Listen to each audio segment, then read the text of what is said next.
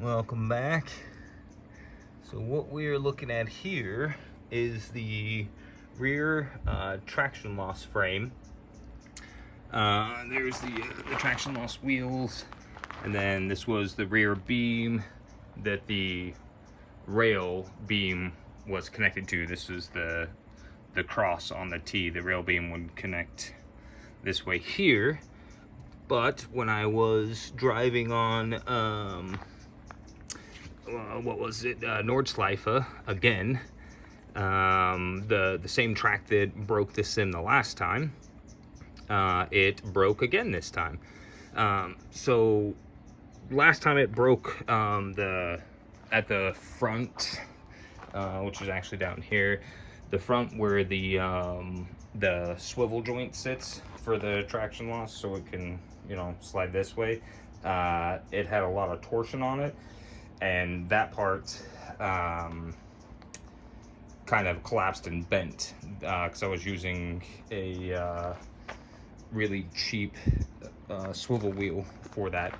So I rebuilt that, and that part's really strong now, and then I added the little buttresses with wheels, and that's a lot more stable.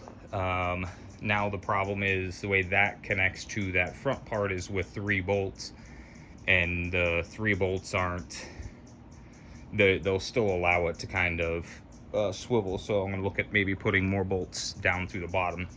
But when I was driving it, and when I've watched other people use the motion sim, as it's surging back and forth, it will bounce a lot. Oh my god, there's so many mosquitoes.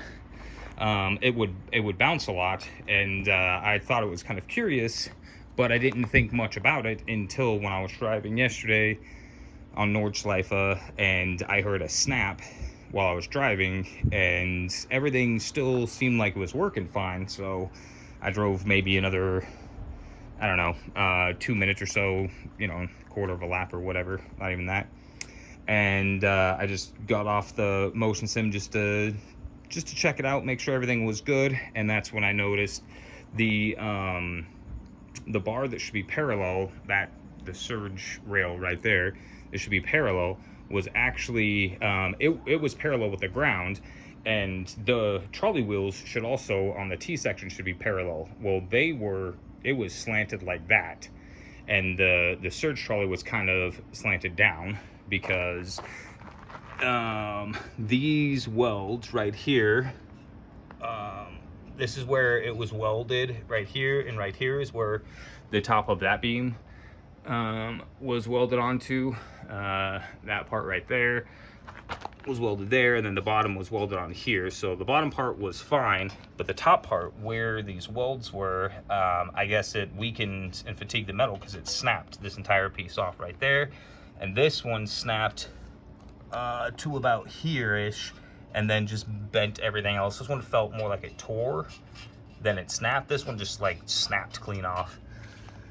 So now I just got the surge trolley removed, grinded all the welds off. So the main problem was I put these 3 speed holes in, and I put another one down there when the bit broke, so I didn't put another one there, which I'm kind of glad I did, because this severely weakened this beam. If I would have just had one hole, it would have been better, because these would have had more material to connect and they wouldn't have ripped off so easily, but they still might have. It would have been better if I just did 2 small holes, one hole for the motor and one hole for the potentiometer wires. So what I'm gonna do now to fix this is I'm gonna beat all this back into shape and get it welded back solid, and then I'm gonna take one of these big fat plates that I just got recently. I got a bunch of these, like 4 or 8 or something like that, can't remember, but it's pretty thick steel. So I'm just gonna take like this plate here, cut this off, and maybe this one here, and then I will just put the plate on the front there, weld that big thick plate on, maybe 2 plates, weld them together, and then probably a plate on top. Or maybe, yeah, bottom, on bottom here, not top, because on the top the traction loss motor set sideways, and it probably comes out to about here, and I don't know how far off I can leave it, so I'm just not gonna put anything on the top there, and just strengthen the bottom of the frame and strengthen the front of that, so that way it would take a lot more to fold this. I'm also just going to drill 2 small holes for the potentiometer and the motor wires to go through. Got 4 motor wires, 2 potentiometer wires. So just going to drill small holes for those to pass through, so I won't weaken that at all, and then beat this back into shape, weld it all back together, weld the new plates on to make it very strong, and then weld that back on, and possibly look at bracing and stuff, since a lot of force is being imparted on this part here. I'm just gonna completely strengthen and reinforce everything to make sure that this doesn't happen again, and make sure it can support more weight. And then, since I've got it all apart, another thing I'm contemplating doing is separating those 2 trolleys and moving that one out like 6 inches to a foot. And then I'd have to get the top frame out here and move those mounts for the top frame to the front, and then I'm gonna move them out to the side where the steel rails are. But if I do that, I might have to connect the 2 steel rails underneath. Otherwise, if I just connect those 2 points, those 2 steel rails will want to bend outwards, and they're just bolted to the aluminum. And so I think if they're not actually welded together, then they'll just split apart and tear the frame and the aluminum, all that stuff up. But that's just to get a little more speed and acceleration from those motors. They work, and it's got very good articulation now. It moves up and down a bunch, and it will kind of move you around, but I can feel it's sluggish. It's not nearly as snappy as it used to be, with the motors moved a lot further forward. So I think I'm just going to move them forward a foot at this point before I rebuild it, and that way I also won't have to worry if someone that's larger, that's shorter, gets inside the motion sim, because they won't be putting so much force over the motors. The motors will be further out from the U-joint. So, more adventures. If you were following along and did what I did in the beginning, no, that's a weak point. I'd say you could probably get away with it if you didn't have the same lever arm that I did. Another problem is I have a 7-inch lever arm on my surge axis, and that's a lot of force, especially when you sling the entire top frame with the rider forward and then under braking, and then it has to sling it backwards immediately. Like, you're imparting a ton of force onto the rig. So if you had a smaller lever arm, you're only moving it 3 inches, so 6 inches total instead of 14 inches, then I think that would be less forces on it. But still, it's more about acceleration now that I think about it than it is total distance traveled. Total distance traveled means you could pick up more speed, which would be harder to decelerate. But if you can accelerate to a fast speed with a 3-inch lever arm, and then you stop it and then decelerate it, you're still going to be imparting the force of the rider, the force of the trolleys, the top frame, all the peripherals, all that stuff.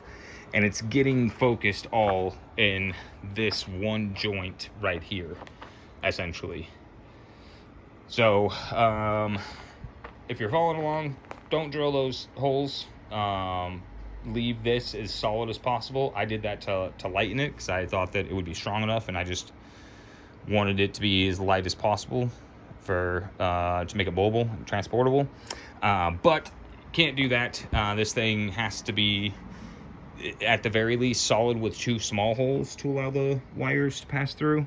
But it has to be solid, and I would say it even has to be more robust than just the thickness of this steel here, which is like 1/8 inch or whatever.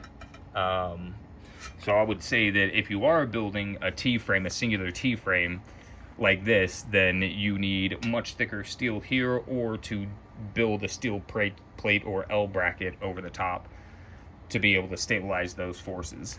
But if I were to do this again, I don't think I would build the T-frame. The T-frame does make it easy to have short threaded rods here to cap the two sides that go on the rails, the bearings right on the rails right here. But having this thin of an area that then balloons out to the thickness of the frame with the rider, which would essentially be the same thickness of this frame here. I think my frame's actually wider than this, but the problem with that is you're concentrating something thick down to something thin, and as this rolls, it's all of that's being transferred onto that little thin frame, and it's not great at resisting the torsion forces. So even after I built the front end to get front end's down there, the front end that caps to make sure that part doesn't move at all. Now the next thing is your bearings have to be so tight onto here that they don't move, the trolley doesn't move independently of this, but the tighter that you make those bearings, the harder it is for the surge motor to push it, because you're adding more friction to that system. So the thing I would contemplate doing is having a box and having these two rails flipped to the inside of the box there, and then having these two things, those two trolleys flipped to the outside, so that way it would be a box frame around, and then the rails would be on the inside, and then the carriages would push outward into the rails.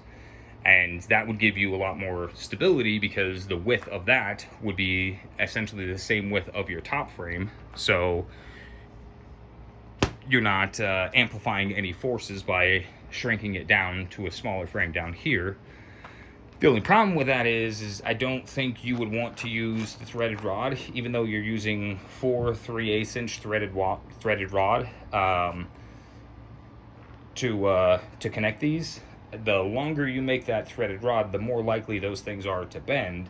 So I would probably do something to where I built like a box section and then had the threaded rod towards the end, because you just need the threaded rod to get these in proper alignment, just for fine tuning, basically, to get these aligned properly with the rails. So you only really need a bit of threaded rod. You don't need the entire thing to be threaded rod.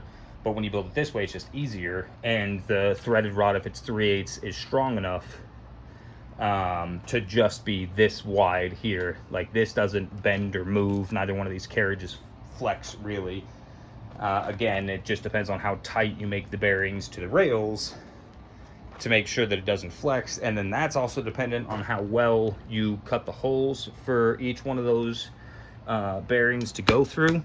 Because if any of those are off or slanted or anything, then it won't ride properly on the rail. And of course, I didn't do that part properly. I did it good enough. So yeah, so that's how I would redo everything if I rebuilt this Ford off. I would definitely not. Having it shrink down to a center beam makes it easy to build the trolleys, but then the forces it takes for everything else is now very substantial, because you're magnifying that force.